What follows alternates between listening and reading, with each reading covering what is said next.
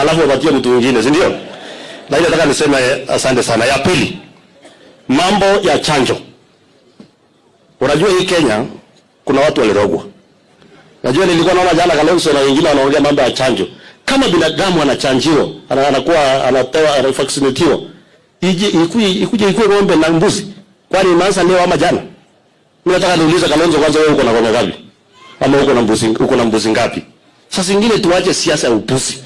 Tufanye siasa mali siasa iko. Tusaidie watu wetu mali mambo iko vizuri. Unajua nilikuwa nauliza hata wale bishops na wale watu wengine. Wakati unakashifu serikali ya William Ruto, jameni sema hii na hii umefanya vizuri. Hii na hii ndio bado. Wacha tu kuamua kila siku kusema hii ni mbaya, sha ni mbaya, chanjo ni mbaya, fiato ni mbaya, sijui ile ni mbaya. Na Yesu lazima fanya kazi. Sisi watu wa mkono tuko hapo nyuma yako. Ni ile tu yale sheria iko. Kuna watu wengine tungelimana na hao mangumi kwanza ndio hii nchi isonge mbele. Allah nataka niseme asanteni sana, Mwenyezi Mungu awabariki. Haya, pigieni mkarabati makofi. Najua Your Excellency huyu Sudi ananisomea hapa. Unajua bunge huyu anamwambia wakati tunaongea Kiingereza kaa kando. Alafu mimi naendesha hiyo ya Kiingereza. Sasa yeye amepata mahali ya kunilima. Nataka nimkaribishe kiongozi wa wengi kwa bunge la Senate, Mheshimiwa Aaron. Ladies and gentlemen, how does William Samoei Ruto expect to succeed with this kind of advisors? If you look at the two advisors that are here, that is Sudi, Oscar Sudi, the Kapsaret Member of Parliament, and Kimani Ichung'wah, the Kikuyu Member of Parliament and the Majority Leader, you notice some things about them. One is that they are very, very arrogant. And because pride comes before a fall, this is expected of them. They see themselves as superhuman beings. They've written others. They feel that others are second-class citizens of this nation. They think William Samoei Ruto will be in power forever. They demean others. In this case, if you listen to what Oscar Sudi is saying, would you even compare what is between the ears of this man and Kalonzo MUSYOKA? Kalonzo MUSYOKA is a very successful lawyer, has been a vice president, has a constituency behind him. The whole of Kaba Nation is behind him, Stephen Kalonzo MUSYOKA. And the Kaba Nation is intact. They are loyal to Stephen Kalonzo MUSYOKA. Oscar Sudi without William Samoei Ruto cannot breathe for 24 hours politically. Oscar Sudi strongly believe that they own this nation. That is why this country is going to fail under William Samoei Ruto's leadership.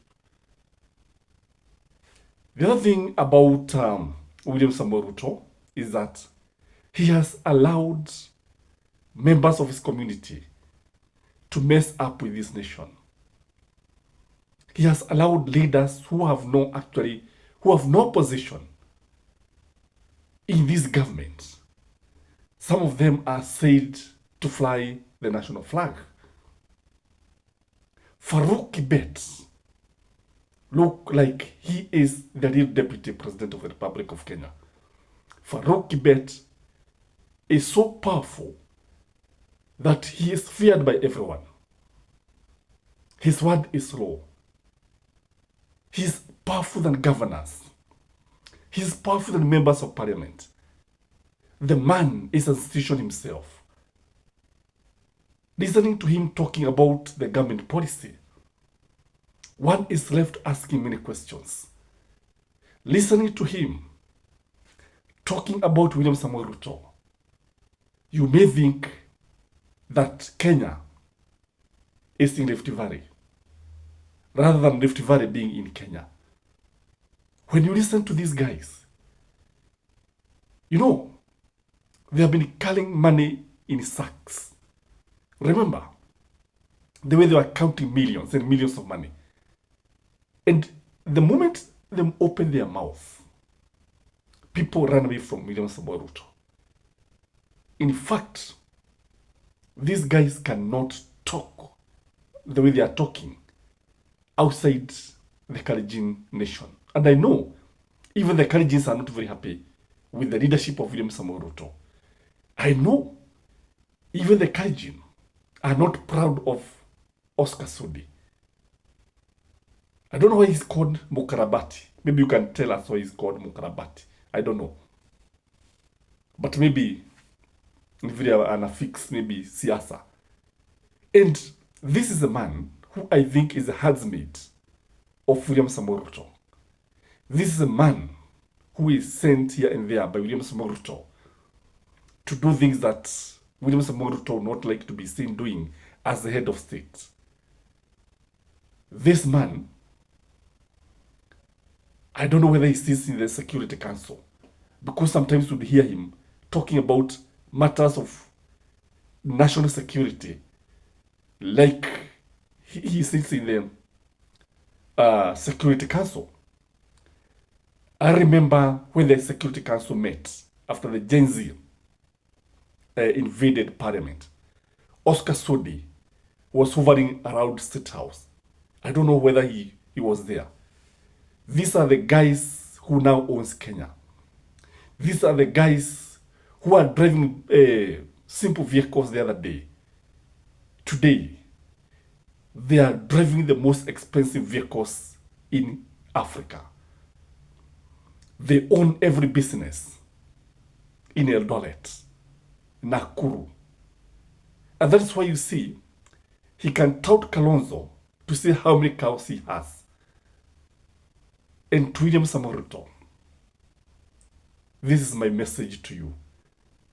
There is no way you can succeed by vaccinating cattle by force. There's something that you can use force, but I can tell you, you cannot manage this one. When the farmers say no, the best thing to do is to convince them why the cattle need to be vaccinated.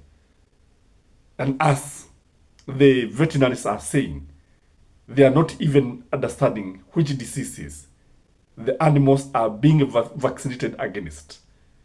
If the veterinary doctors are opposing it, asking who is even funding it, who is behind this, they have not been involved. There is no public participation. I think William Samoei Ruto will be very much embarrassed by this one.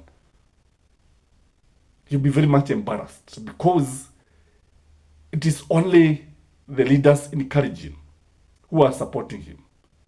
And people like Kimani Ichung'wah and others, the UD has some people who actually, whatever William Samoei Ruto says is good, they say is good. Whatever he says is bad, they say is bad. They don't have their heads. They depend on William Samoei Ruto to think for them. And they start clapping. Like tomorrow, if William Samoei Ruto says that the animals should not be vaccinated, they'll start clapping and jumping up and down. You wonder, what kind of leaders are these? And these are the same people who are now advising the president. Ladies and gentlemen, my message is simple, that William Samoei Ruto cannot succeed surrounded by these coconut heads. William Samoei Ruto cannot succeed surrounded by such arrogant people. William Samoei Ruto will never succeed unless he uses a different approach. William Samoei Ruto cannot succeed is going to use force to vaccinate animals. It is not going to happen. What will happen is that it will be the people versus the president. And who is going to bring first? And I think William Samoei Ruto will come out with eggs on his face. The earlier he withdraws this, exercise, the better for him and for the country. I don't know what you think, but from where I sit, that is it. Have a blessed day. Bye.